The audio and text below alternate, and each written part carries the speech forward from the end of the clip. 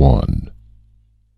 The whole thing started when the clock on the Metropolitan Tower began to run backward. It was not a graceful proceeding.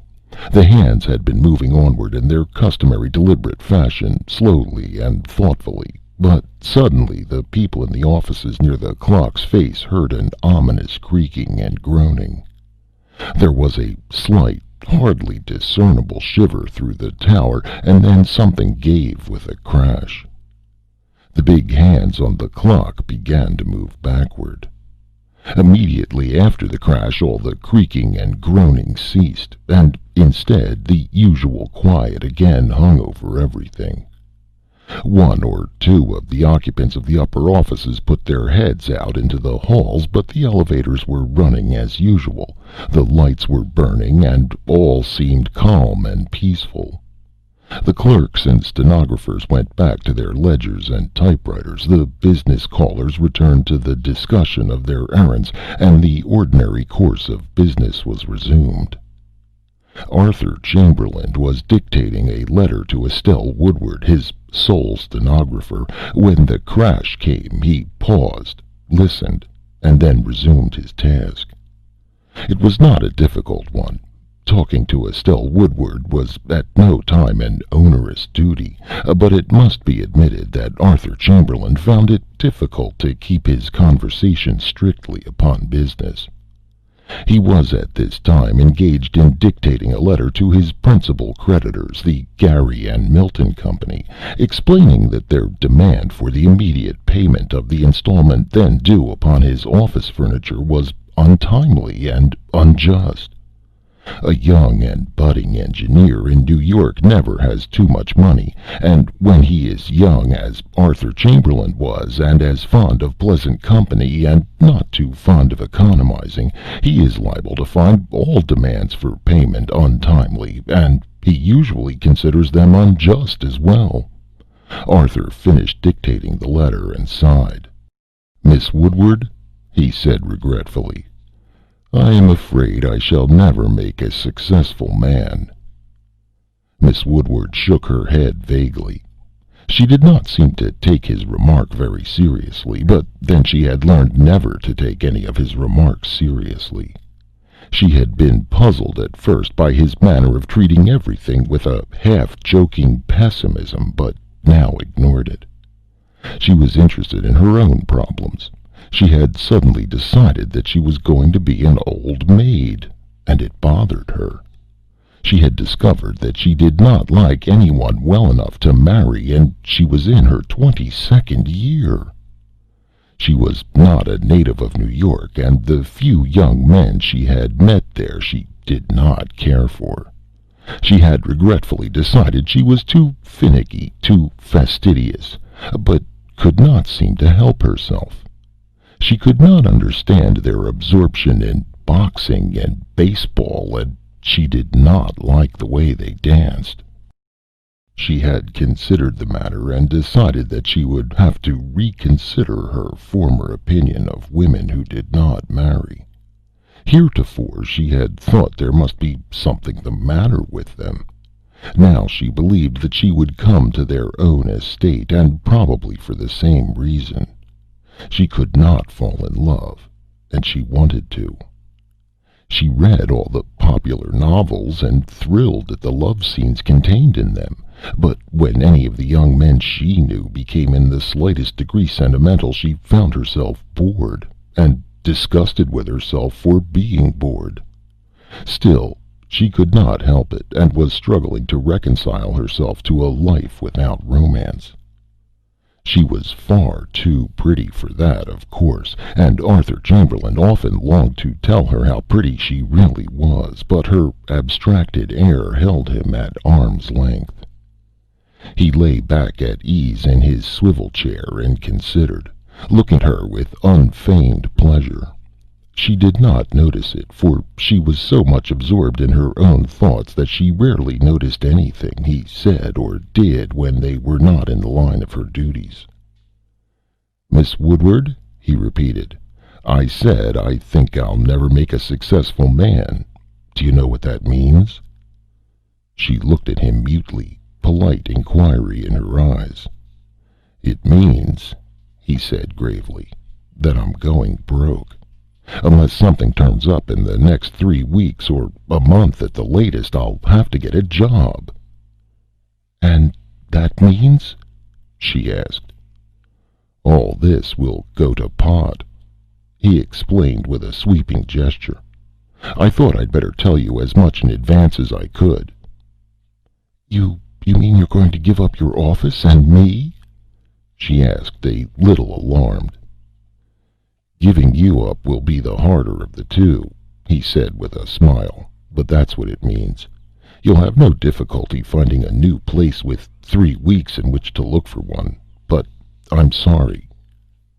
"I'm sorry, too, Mr. Chamberlain," she said, her brow puckered.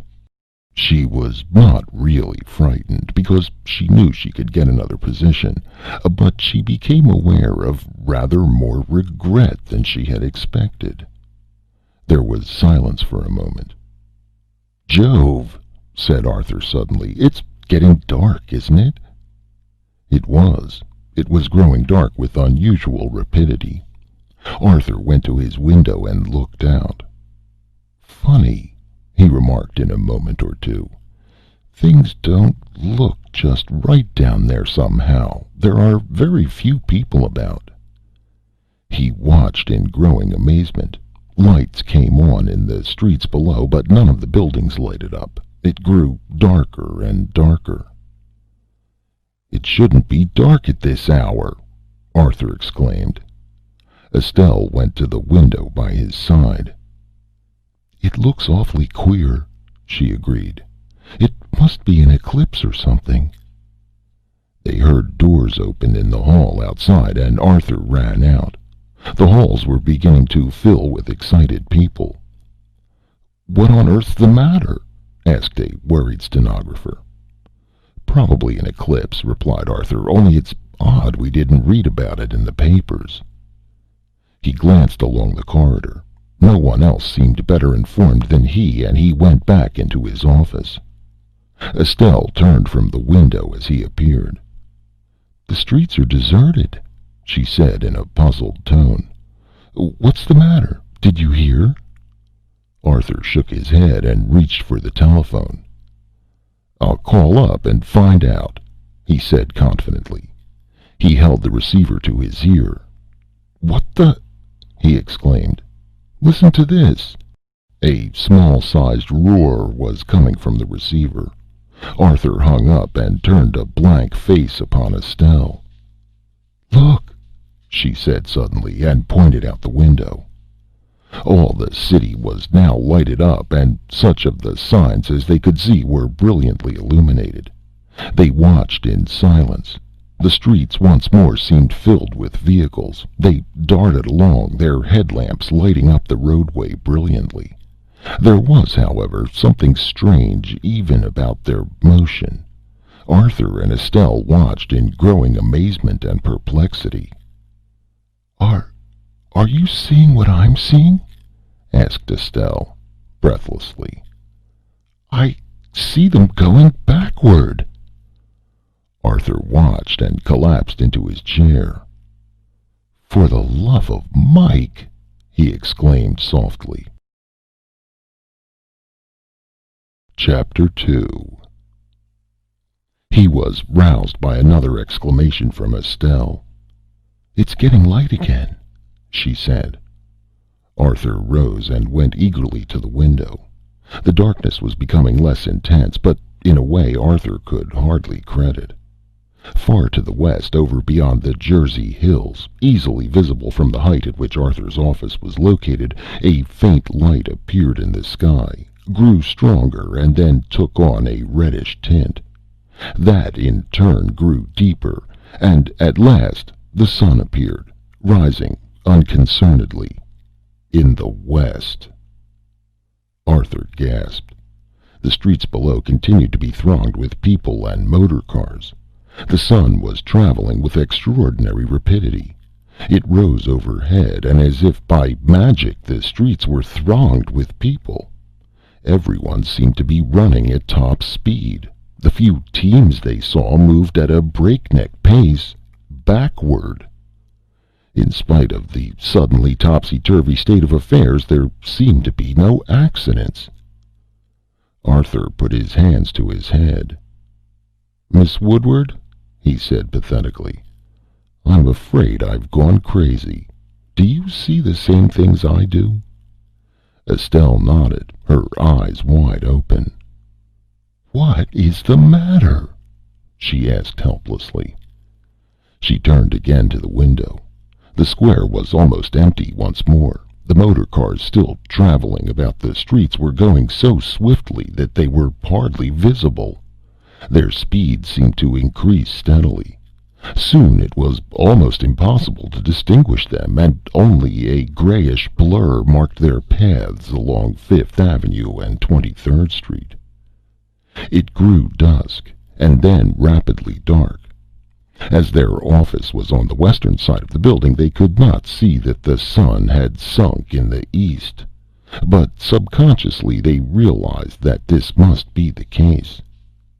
In silence they watched the panorama grow black except for the street lamps, remain thus for a time, and then suddenly spring into brilliantly illuminated activity. Again this lasted for a little while, and the west once more began to glow. The sun rose somewhat more hastily from the Jersey hills and began to soar overhead, but very soon darkness fell again. With hardly an interval, the city became illuminated, and then the west grew red once more. "Apparently," said Arthur, steadying his voice with a conscious effort, "there's been a cataclysm somewhere. The direction of the Earth's rotation has been reversed, and its speed immensely increased. It seems to take only about 5 minutes for a rotation now." As he spoke, darkness fell for the third time. Estelle turned from the window with a white face. "What's going to happen?" she cried. "I don't know," answered Arthur. "The scientist fellow tells us if the Earth were to spin fast enough, the centrifugal force would throw us all off into space. Perhaps that's what's going to happen." Estelle sank into a chair and stared at him, appalled. There was a sudden explosion behind them. With a start, Estelle jumped to her feet and turned. A little gilt clock over her typewriter desk lay in fragments. Arthur hastily glanced at his own watch. "Great bombs and little cannonballs!" he shouted. "Look at this!" His watch trembled and quivered in his hand. The hands were going around so swiftly it was impossible to watch the minute hand, and the hour hand traveled like the wind. While they looked, it made 2 complete revolutions. In one of them, the glory of daylight had waxed, waned, and vanished. In the other, darkness reigned, except for the glow from the electric light overhead. There was a sudden tension and catch in the watch. Arthur dropped it instantly. It flew to pieces before it reached the floor. "If you've got a watch," Arthur ordered swiftly, "stop it this instant." Estelle fumbled at her wrist. Arthur tore the watch from her hand and threw open the case. The machinery inside was going so swiftly it was hardly visible. Relentlessly, Arthur jabbed a pen holder in the works. There was a sharp click, and the watch was still. Arthur ran to the window. As he reached it, the sun rushed up. Day lasted a moment, there was darkness, and then the sun appeared again. "Miss Woodward," Arthur ordered suddenly, "look at the ground." Estelle glanced down. The next time the sun flashed into view, she gasped. The ground was white with snow. "What has happened?" she demanded, terrified. "Oh, what has happened?" Arthur fumbled at his chin awkwardly, watching the astonishing panorama outside.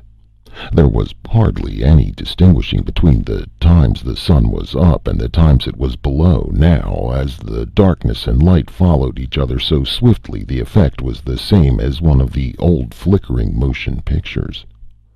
As Arthur watched, this effect became more pronounced. The tall Fifth Avenue building across the way began to disintegrate. In a moment, it seemed there was only a skeleton there. Then that vanished, story by story. A great cavity in the earth appeared, and then another building became visible, a smaller brownstone, unimpressive structure. With bulging eyes, Arthur stared across the city. Except for the flickering, he could see almost clearly now. He no longer saw the sun rise and set. There was merely a streak of unpleasantly brilliant light across the sky. Bit by bit, building by building, the city began to disintegrate and become replaced by smaller, dingier buildings. In a little while, those began to disappear and leave gaps where they vanished. Arthur strained his eyes and looked far downtown. He saw a forest of masts and spars along the waterfront for a moment, and when he turned his eyes again to the scenery near him, it was almost barren of houses, and what few showed were mean, small residences, apparently set in the midst of farms and plantations. Estelle was sobbing. "Oh, Mr. Chamberlain," she cried. "What is the matter? What has happened?" Arthur had lost his fear of what their fate would be in his absorbing interest in what he saw. He was staring out of the window, wide-eyed, lost in the sight before him. At Estelle's cry, however, he reluctantly left the window and patted her shoulder awkwardly. "I don't know how to explain it," he said uncomfortably. "But it's obvious that my first surmise was all wrong. The speed of the Earth's rotation can't have been increased, because if it had to the extent we see, we'd have been thrown off into space long ago. But have you read anything about the fourth dimension?" Estelle shook her head hopelessly. "Well, then, have you ever read anything by Wells? The Time Machine, for instance?" Again she shook her head. "I don't know how I'm going to say it so you'll understand, but time is just as much a dimension as length and breadth. From what I can judge, I'd say there has been an earthquake, and the ground has settled a little with our building on it. Only instead of settling down toward the center of the earth, or sideways, it's settled in the fourth dimension." "But what does that mean?" asked Estelle uncomprehendingly. "If the Earth had settled down, we'd have been lower. If it had settled to one side, we'd have been moved one way or the other. But as it's settled back in the fourth dimension, we're going back in time." "Then—" "We're in a runaway skyscraper, bound for some time back before the discovery of America." Chapter 3. It was very still in the office.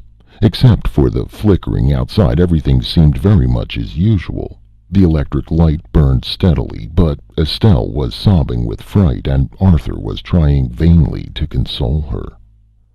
"Have I gone crazy?" she demanded between her sobs. "Not unless I've gone mad too," said Arthur soothingly. The excitement had quite a soothing effect upon him. He had ceased to feel afraid, but was simply waiting to see what had happened. "We're way back, before the founding of New York now, and still going strong." "Are you sure that's what's happened?" "If you'll look outside," he suggested, "you'll see the seasons following each other in reverse order.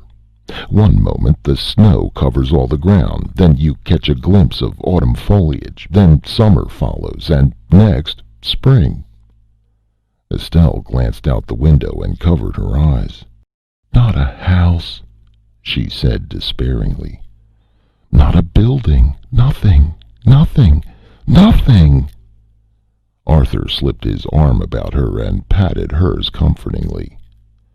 "It's all right," he reassured her. "We'll bring up presently, and there we'll be. There's nothing to be afraid of." She rested her head on his shoulder and sobbed hopelessly for a little while longer, but presently quieted. Then, suddenly realizing that Arthur's arm was about her and that she was crying on his shoulder, she sprang away, blushing crimson. Arthur walked to the window. "Look there!" he exclaimed, but it was too late. "I'll swear it! I saw the Half Moon, Hudson's ship!" he declared excitedly. "We're way back now, and don't seem to be slacking up, either." Estelle came to the window by his side. The rapidly changing scene before her made her gasp. It was no longer possible to distinguish night from day. A wavering streak, moving first to the right and then to the left, showed where the sun flashed across the sky. "What makes the sun wobble so?" she asked. "Moving north and south of the equator," Arthur explained casually. "When it's farthest south, to the left, there's always snow on the ground. When it's farthest right, it's summer. See how green it is?" A few moments' observation corroborated his statement. "I'd say," Arthur remarked reflectively, "that it takes about 15 seconds for the sun to make the round trip from farthest north to farthest south." He felt his pulse. "Do you know the normal rate of the heartbeat? We can judge time that way. A clock will go all to pieces, of course." "Why did your watch explode? And the clock?" "Running forward in time unwinds a clock, doesn't it?" asked Arthur.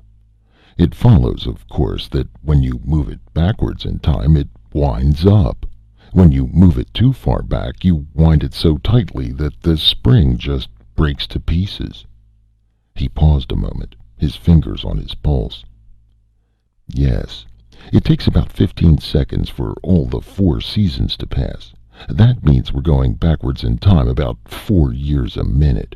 If we go on at this rate another hour, we'll be back in the time of the Northmen, and we'll be able to tell if they did discover America after all." "Funny we don't hear any noises," Estelle observed. She had caught some of Arthur's calmness. "It passes so quickly that though our ears hear it, we don't separate the sounds. If you'll notice, you do hear a sort of humming. It's very high-pitched, though." Estelle listened, but could hear nothing. "No matter," said Arthur. "It's probably a little higher than your ears will catch. Lots of people can't hear bats squeak." "I never could," said Estelle. "Out in the country where I come from, other people could hear them, but I couldn't." They stood a while in silence, watching. "When are we going to stop?" asked Estelle uneasily. "It seems as if we're going to keep on indefinitely." "I guess we'll stop all right," Arthur reassured her. "It's obvious that whatever it was only affected our own building, or we'd see some other one with us. It looks like a fault or flaw in the rock the building rests on, and that can only give so far." Estelle was silent for a moment. "Oh, I can't be sane!" she burst out semi-hysterically. "This can't be happening!" "You aren't crazy," said Arthur sharply. "You're sane as I am. Just something queer is happening. Buck up. Say your multiplication tables. Say anything you know. Say something sensible, and you'll know you're all right. But don't get frightened now. There'll be plenty to get frightened about later." The grimness in his tone alarmed Estelle. "What are you afraid of?" she asked quickly. "Time enough to worry when it happens," Arthur retorted briefly. You aren't afraid we'll go back before the beginning of the world, are you?" asked Estelle in sudden access of fright. Arthur shook his head. "Tell me," said Estelle more quietly, getting a grip on herself. "I won't mind, but please tell me." Arthur glanced at her. Her face was pale, but there was more resolution in it than he had expected to find. "I'll tell you then," he said reluctantly. "We're going back a little faster than we were, and the flaw seems to be a deeper one than I thought. At the roughest kind of an estimate, we're all of 1,000 years before the discovery of America now, and I think nearer to 3 or 4, and we're gaining speed all the time. So, though I am as sure as I can be sure of anything that we'll stop this cave-in eventually, I don't know where. It's like a crevasse in the earth opened by an earthquake, which may be only a few feet deep, or it may be hundreds of yards, or even a mile or two. We started off smoothly. We're going at a terrific rate. What will happen when we stop? Estelle caught her breath. What? She asked quietly. I don't know, said Arthur in an irritated tone to cover his apprehension. How could I know? Estelle turned from him to the window again. Look, she said, pointing. The flickering had begun again. While they stared, hope springing up once more in their hearts, it became more pronounced. Soon they could distinctly see the difference between day and night. They were slowing up. The white snow on the ground remained there for an appreciable time. Autumn lasted quite a while. They could catch the flashes of the sun as it made its revolutions now, instead of seeming like a ribbon of fire.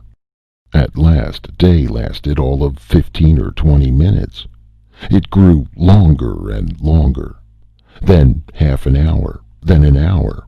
Then the sun wavered in mid-heaven and was still.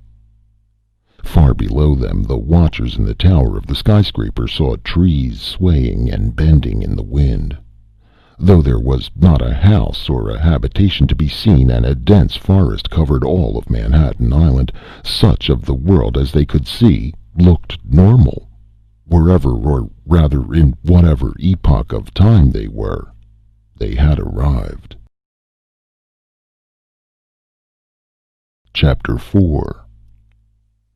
Arthur caught at Estelle's arm, and the two made a dash for the elevators. Fortunately, one was standing still, the door open on their floor. The elevator boy had deserted his post and was looking with all the rest of the occupants of the building at the strange landscape that surrounded them. No sooner had the pair reached the car, however, than the boy came hurrying along the corridor, 3 or 4 other people following him, also at a run. Without a word, the boy rushed inside. The others crowded after him, and the car shot downward, all of the newcomers panting from their sprint. Theirs was the first car to reach the bottom. They rushed out and to the western door. Here, where they had been accustomed to see Madison Square spread out before them, a clearing of perhaps half an acre in extent showed itself. Where their eyes instinctively looked for the dark bronze fountain near which soapbox orators aforetime held sway, they saw a tent, a wigwam of hides and bark, gaily painted. And before the wigwam were 2 or 3 brown-skinned Indians, utterly petrified with astonishment. Behind the first wigwam were others, painted like the first with daubs of brightly colored clay. From them, too, Indians issued and stared in incredulous amazement, their eyes growing wider and wider. When the group of white people confronted the Indians, there was a moment's deathlike silence. Then, with a wild yell, the redskins broke and ran, not stopping to gather together their belongings, nor pausing for even a second glance at the weird strangers who invaded their domain. Arthur took 2 or 3 deep breaths of the fresh air, and found himself even then comparing its quality with that of the city. Estelle stared about her with unbelieving eyes. She turned and saw the great bulk of the office building behind her, then faced this small clearing with a virgin forest on its farther side. She found herself trembling from some undefined cause. Arthur glanced at her. He saw the trembling, and knew she would have a fit of nerves in a moment if something did not come up demanding instant attention. "We'd better take a look at this village," he said in an offhand voice. "We can probably find out how long ago it is from the weapons and so on." He grasped her arm firmly and led her in the direction of the tents. The other people, left behind, displayed their emotions in different ways. 2 or 3 of them, women, sat frankly down on the steps and indulged in tears of bewilderment, fright, and relief in a peculiar combination defying analysis. 2 or 3 of the men swore in shaken voices. Meantime, the elevators inside the building were rushing and clanging, and the hall filled with a white-faced mob desperately anxious to find out what had happened and why. The people poured out of the door and stared about blankly. There was a peculiar expression of doubt on every one of their faces.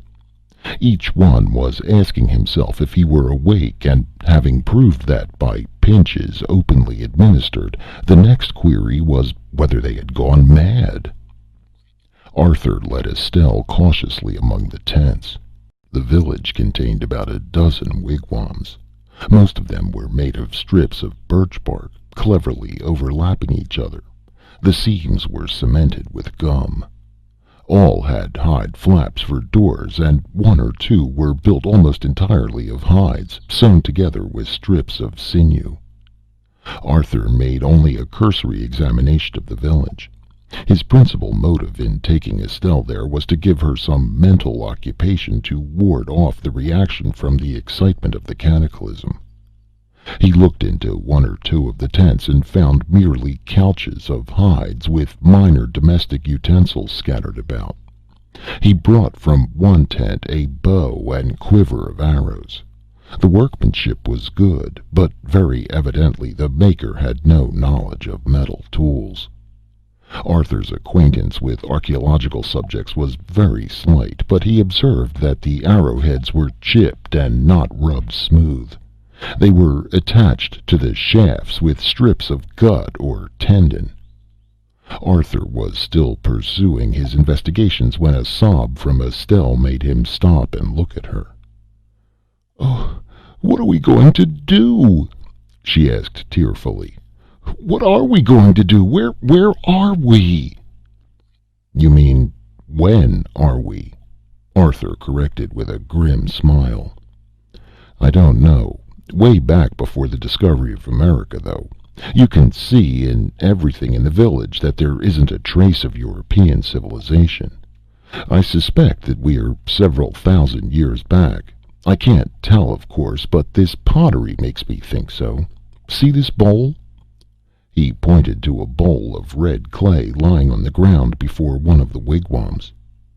"If you'll look, you'll see that it isn't really pottery at all. It's a basket that was woven of reeds and then smeared with clay to make it fire resistant. The people who made that didn't know about baking clay to make it stay put. When America was discovered, nearly all the tribes knew something about pottery." "But what are we going to do?" Estelle tearfully insisted. "We're going to muddle along as best as we can," answered Arthur cheerfully, "until we can get back to where we started from. Maybe the people back in the 20th century can send a relief party after us. When the skyscraper vanished, it must have left a hole of some sort, and it may be possible for them to follow us." "If that's so," said Estelle quickly, "why can't we climb up it without waiting for them to come after us?" Arthur scratched his head. He looked across the clearing at the skyscraper. It seemed to rest very solidly on the ground. He looked up. The sky seemed normal. "To tell the truth," he admitted, "there doesn't seem to be any hole. I said that more to cheer you up than anything else." Estelle clenched her hands tightly and took a grip on herself. "Just tell me the truth," she said quietly. "I was rather foolish, but tell me what you honestly think." Arthur eyed her keenly. "In that case," he said reluctantly, "I'll admit we're in a pretty bad fix. I don't know what has happened, how it happened, or anything about it. I'm just going to keep on going until I see a way clear to get out of this mess. There are 2,000 of us people, more or less, and among all of us we must be able to find a way out." Estelle turned very pale. "We're in no great danger from Indians," went on Arthur thoughtfully, "or from anything else that I know of, except one thing." "What is that?" asked Estelle quickly. Arthur shook his head and led her back toward the skyscraper, which was now thronged with people from all the floors who had come down to the ground and were standing excitedly about the concourse, asking each other what had happened. Arthur led Estelle to one of the corners. "Wait here for me," he ordered. "I'm going to talk to this crowd." He pushed his way through until he could reach the confectionery and newsstand in the main hallway. Here he climbed up on the counter and shouted, "People, listen to me. I'm going to tell you what's happened." In an instant there was dead silence. He found himself the center of a sea of white faces, every one contorted with fear and anxiety. "To begin with," he said confidently, "there's nothing to be afraid of. We're going to get back to where we started from. I don't know how yet, but we'll do it. Don't get frightened. Now, I'll tell you what's happened." He rapidly sketched out for them, in words as simple as he could make them, his theory that a flaw in the rock on which the foundations rested had developed and let the skyscraper sink not downward, but into the fourth dimension. "I'm an engineer," he finished. "What nature can do, we can imitate. Nature let us into this hole. We'll climb out. In the meantime, matters are serious. We needn't be afraid of getting back. We'll do that. What we've got to fight is starvation." Chapter 5. "We've got to fight starvation, and we've got to beat it," Arthur continued doggedly. "I'm telling you this right at the outset because I want you to begin right at the beginning and pitch in to help. We have very little food, and a lot of us to eat it. First, I want some volunteers to help with rationing. Next, I want every ounce of food in this place put under guard where it can be served to those who need it most. Who will help out with this?"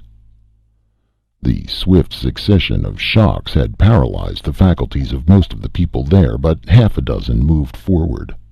Among them was a single gray-haired man with an air of accustomed authority. Arthur recognized him as the president of the bank on the ground floor.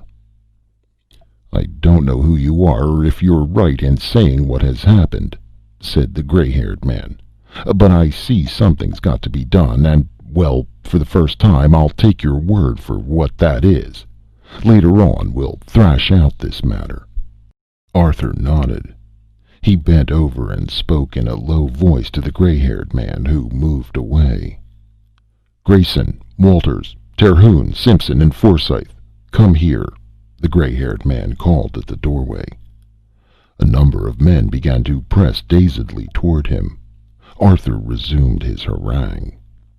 "You people, those of you who aren't too dazed to think, are remembering there's a restaurant in the building and no need to starve. You're wrong. There are nearly 2,000 of us here. That means 6,000 meals a day. We've got to have nearly 10 tons of food a day, and we've got to have it at once." "Hunt?" someone suggested. "I saw Indians," someone else shouted. "Can we trade with them?" "We can hunt and we can trade with the Indians," Arthur admitted. "But we need food by the ton. By the ton, people. The Indians don't store up supplies, and besides, they're much too scattered to have a surplus for us. But we've got to have food. Now, how many of you know anything about hunting, fishing, trapping, or any possible way of getting food?" There were a few hands raised, pitifully few. Arthur saw Estelle's hand up. "Very well," he said. "Those of you who raised your hands, then come with me up on the second floor and we'll talk it over. The rest of you try to conquer your fright and don't go outside for a while. We've got some things to attend to before it will be quite safe for you to venture out. And keep away from the restaurant. There are armed guards over that food.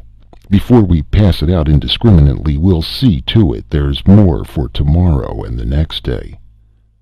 He stepped down from the counter and moved toward the stairway. It was not worthwhile to use the elevator for the ride of only one floor. Estelle managed to join him, and they mounted the steps together. "Do you think we'll pull through all right?" she asked quietly. "We've got to," Arthur told her, setting his chin firmly. "We've simply got to." The gray-haired president of the bank was waiting for them at the top of the stairs. "My name is Van Deventer," he said, shaking hands with Arthur, who gave his own name. "Where shall our emergency counsel sit?" he asked. "The bank has a boardroom right over the safety vault. I dare say we can accommodate everybody there. Everybody in the council, anyway." Arthur followed into the boardroom, and the others trooped in after him. "I'm just assuming temporary leadership," Arthur explained, "because it's imperative some things be done at once. Later on we can talk about electing officials to direct our activities. Right now we need food. How many of you can shoot?" About a quarter of the hands were raised. Estelle's was among that number. "And how many are fishermen?" A few more went up. "What do the rest of you do?" There was a chorus of "Gardener. I have a garden in my yard. I grow peaches in New Jersey." And 3 men confessed that they raised chickens as a hobby. "We'll want you gardeners in a little while. Don't go yet. But the most important are huntsmen and fishermen. Have any of you weapons in your offices?" A number had revolvers, but only 1 man had a shotgun and shells. "I was going on my vacation this afternoon straight from the office," he explained, "and have all my vacation tackle." "Good man," Arthur exclaimed. "You'll go after the heavy game." "With a shotgun?" the sportsman asked, aghast. "If you get close to them, a shotgun will do as well as anything, and we can't waste a shell on every bird or rabbit. Those shells of yours are precious. You other fellows will have to turn fishermen for a while. Your pistols are no good for hunting." "The watchmen at the bank have riot guns," said Van Deventer, "and there are 1 or 2 repeating rifles there. I don't know about ammunition." "Good. I don't mean about the ammunition, but about the guns. We'll hope for the ammunition. You fishermen get to work to improvise tackle out of anything you can get a hold of. Will you do that?" A series of nods answered his question. "Now for the gardeners. You people will have to roam through the woods in company with the hunters and locate anything in the way of edibles that grows. Do all of you know what wild plants look like? I mean, wild fruits and vegetables that are good to eat." A few of them nodded, but the majority looked dubious. The consensus of opinion seemed to be that they would try. Arthur seemed a little discouraged. "I guess you're the man to tell about the restaurant," Van Deventer said quietly. "And as this is the Food Commission, or something of that sort, everybody here will be better for hearing it. Anyway, everybody will have to know it before night. I took over the restaurant as you suggested and posted some of the men from the bank that I knew I could trust about the doors, but there was hardly any use in doing it. The restaurant stocks up in the afternoon, as most of its business is in the morning and at noon. It only carries a day's stock of foodstuffs, and the cataclysm, or whatever it was, came at 3 o'clock. There is practically nothing in the place. We couldn't make sandwiches for half the women that are caught with us, let alone the men. Everybody will go hungry tonight. There will be no breakfast tomorrow, nor anything to eat until we either make arrangements with the Indians for some supplies or else get food for ourselves." Arthur leaned his jaw on his hand and considered. A slow flush crept over his cheek. He was getting his fighting blood up. At school, when he began to flush slowly, his schoolmates had known the symptom and avoided his wrath. Now he was growing angry with mere circumstances, but it would be none the less unfortunate for those circumstances. "Well," he said at last deliberately, "we've got to." "What's that?" There was a great creaking and groaning. Suddenly a sort of vibration was felt underfoot. The floor began to take on a slight slant. "Great heaven!" someone cried. "The building's turning over and we'll be buried in the ruins!" The tilt of the floor became more pronounced. An empty chair slid to one end of the room. There was a crash. Chapter 6. Arthur woke to find someone tugging at his shoulders, trying to drag him from beneath the heavy table which had wedged itself across his feet and pinned him fast, while a flying chair had struck him on the head and knocked him unconscious. "Oh, come and help!" Estelle's voice was calling deliberately. "Somebody come and help! He's caught in here!"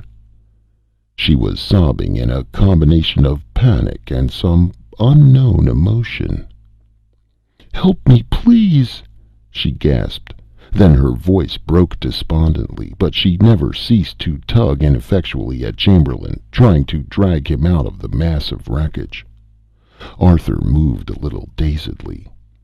"Are you alive?" she called anxiously. "Are you alive? Hurry, oh, hurry and wiggle out! The building's falling to pieces!" "I'm all right," Arthur said weakly. "You get out before it all comes down." "I won't leave you," she declared. "Where are you caught? Are you badly hurt? Hurry, please hurry!" Arthur stirred but could not loosen his feet. He half rolled over, and the table moved as if it had been precariously balanced, and slid heavily to one side. With Estelle still tugging at him, he managed to get his feet on the slanting floor and stared about him. Arthur continued to stare about. "No danger," he said weakly. "Just the floor of one room gave way, the aftermath of the rock flaw." He made his way across the splintered flooring and piled up chairs. "We're on top of the safe deposit vault," he said. "That's why we didn't fall all the way to the floor below. I wonder how we're going to get down." Estelle followed him, still frightened for fear of the building falling upon them. Some of the long floorboards stretched over the edge of the vault and rested on a tall bronze grating that protected the approach to the massive strongbox. Arthur tested them with his foot. "They seem pretty solid," he said tentatively. His strength was coming back to him every moment. He had been no more than stunned. He walked out on the planking to the bronze grating and turned. "If you don't get dizzy, you might come on," he said. "We can swing down the grill here to the floor." Estelle followed gingerly, and in a moment they were safely below. The corridor was quite empty. "When the crash came," Estelle explained, her voice shaking with the reaction from her fear of a moment ago, "everyone thought the building was coming to pieces and ran out. I'm afraid they've all run away." "They'll be back in a little while," Arthur said quietly. They went along the big marble corridor to the same western door, out of which they had first gone to see the Indian village. As they emerged into the sunlight, they met a few of the people who had already recovered from their panic and were returning. A crowd of respectable size gathered in a few moments, all still pale and shaken, but coming back to the building which was their refuge. Arthur leaned wearily against the cold stone. It seemed to vibrate under his touch. He turned quickly to Estelle. "Feel this!" he exclaimed. She did so. "I've been wondering what that rumble was," she said. "I've been hearing it ever since we landed here, but didn't understand where it came from." "You hear a rumble?" Arthur asked, puzzled. "I can't hear anything." "It isn't as loud as it was, but I hear it," Estelle insisted. "It's very deep, like the lowest possible bass note of an organ." "You couldn't hear the shrill whistle when we were coming here," Arthur exclaimed suddenly. And you can't hear the squeak of a bat. Of course, your ears are pitched lower than usual, and you can hear sounds that are lower than I can hear. Listen carefully. Does it sound in the least like a liquid rushing through somewhere?" Yes, said Estelle hesitatingly.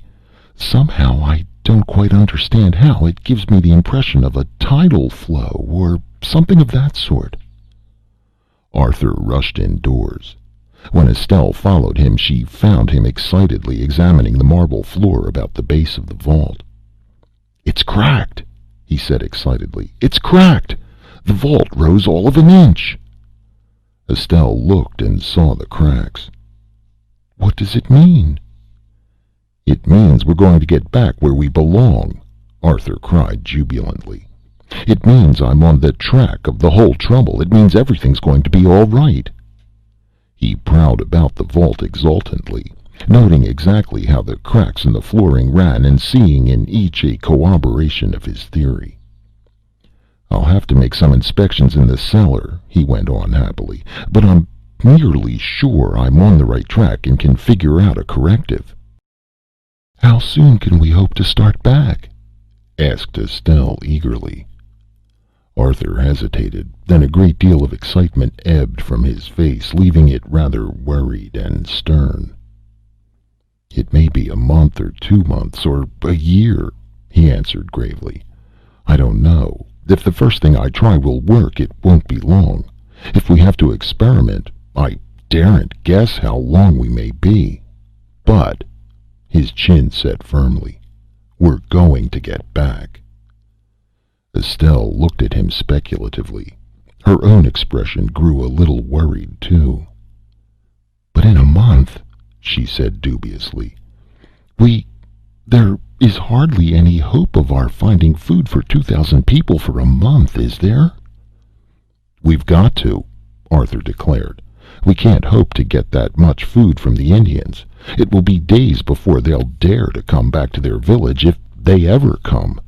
It will be weeks before we can hope to have them earnestly at work to feed us, and that's leaving aside the question of how we'll communicate with them and how we'll manage to trade with them.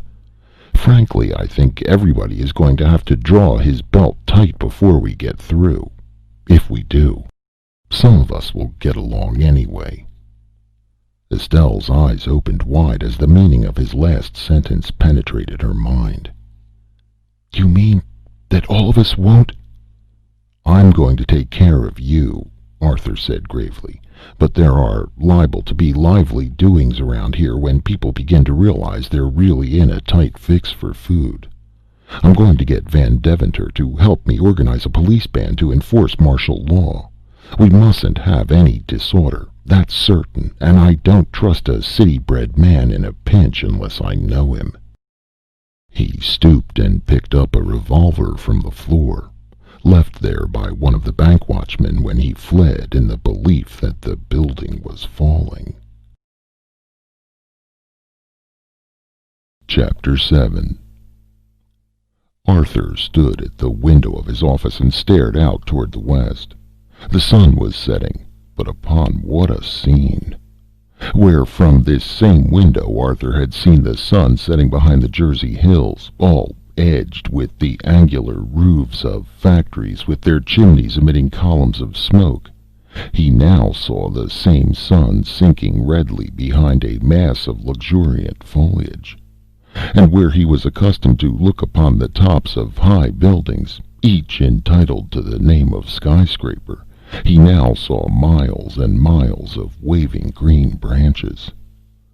The wide Hudson flowed on placidly, all unruffled by the arrival of this strange monument upon its shores. The same Hudson Arthur knew as a busy thoroughfare of puffing steamers and chugging launches. 2 or 3 small streams wandered unconcernedly across the land that Arthur had known as the most closely built-up territory on Earth. And far, far below him, Arthur had to lean well out of his window to see it, stood a collection of tiny wigwams. Those small bark structures represented the original metropolis of New York. His telephone rang. Van Deventer was on the wire. The exchange in the building was still working. Van Deventer wanted Arthur to come down to his private office. There were still a great many things to be settled. The arrangements for commandeering offices for sleeping quarters for the women, and numberless other details. The men who seemed to have best kept their heads were gathering there to settle upon a course of action. Arthur glanced out of the window again before going to the elevator. He saw a curiously compact dark cloud moving swiftly across the sky to the west. "Miss Woodward?" he said sharply. "What is that?" Estelle came to the window and looked. "They are birds," she told him. "Birds flying in a group. I've often seen them in the country, though never as many as that." "How do you catch birds?" Arthur asked her. "I know about shooting them and so on, but we haven't guns enough to count. Could we catch them in traps, do you think?" "I wouldn't be surprised," said Estelle thoughtfully, "but it would be hard to catch many." "Come downstairs," directed Arthur. "You know as much as any of the men here, and more than most, apparently. We're going to make you show us how to catch things." Estelle smiled a trifle wanly. Arthur led the way to the elevator. In the car he noticed that she looked distressed. "What's the matter?" he asked. "You aren't really frightened, are you?" "No," she answered shakily. "But I'm rather upset about this thing. It's so terrible somehow to be back here, thousands of miles or years away from all one's friends and everybody." "Please," Arthur smiled encouragingly at her. "Please count me your friend, won't you?" She nodded, but blinked back some tears. Arthur would have tried to hearten her further, but the elevator stopped at their floor. They walked into the room where the meeting of cool heads was to take place. No more than a dozen men were in there, talking earnestly but dispiritedly. When Arthur and Estelle entered, Van Deventer came over to greet them. "We've got to do something," he said in a low voice. "A wave of homesickness has swept over the whole place. Look at those men. Everyone is thinking about his family and contrasting his cozy fireside with all that wilderness outside." "You don't seem to be worried," Arthur observed with a smile. Van Deventer's eyes twinkled. "I'm a bachelor," he said cheerfully, "and I live in a hotel. I've been longing for a chance to see some real excitement for 30 years. Business has kept me from it up to now, but I'm enjoying myself hugely." Estelle looked at the group of dispirited men. "We'll simply have to do something," she said with a shaky smile. "I feel just as they do. This morning I hated the thought of having to go back to my boarding house tonight, but right now I feel as if the odor of cabbage in the hallway would seem like heaven." Arthur led the way to the flat-topped desk in the middle of the room. "Let's settle a few of the more important matters," he said in a businesslike tone. "None of us has any authority to act for the rest of the people in the tower, but so many of us are in a state of blue funk that those who are here must have charge for a while. Anybody any suggestions?" "Housing," answered Van Deventer promptly. "I suggest that we draft a gang of men to haul all the upholstered settees and rugs that are to be found to one floor for the women to sleep on." Yes, that's a good idea. Anybody a better plan?" No one spoke. They all still looked much too homesick to take any great interest in anything, but they began to listen more or less half-heartedly. "I've been thinking about coal," said Arthur. "There's undoubtedly a supply in the basement, but I wonder if it wouldn't be well to cut the lights off most of the floors, only lighting up the ones we're using." "That might be a good idea later," Estelle said quietly. "But light is cheering, somehow, and everyone feels so blue that I wouldn't do it tonight. Tomorrow they'll begin to get up their resolution again, and you can ask them to do things." "If we're going to starve to death," one of the other men said gloomily, "we might as well have plenty of light to do it by." "We aren't going to starve to death," retorted Arthur sharply. "Just before I came down I saw a great cloud of birds, greater than I had ever seen before. When we get at those birds—" "When?" echoed the gloomy one. "They were pigeons," Estelle explained. "They shouldn't be hard to snare or trap."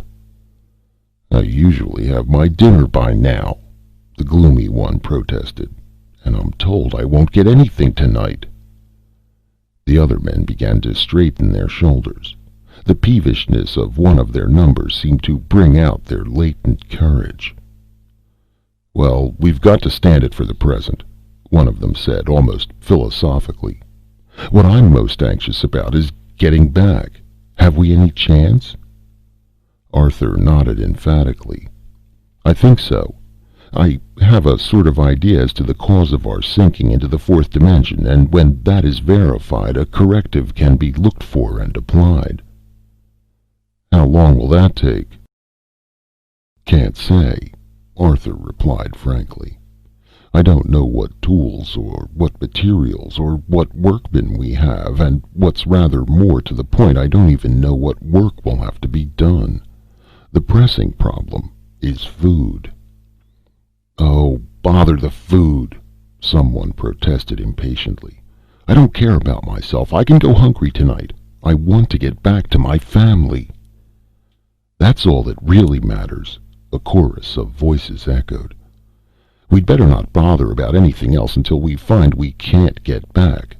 Concentrate on getting back," one man stated more explicitly.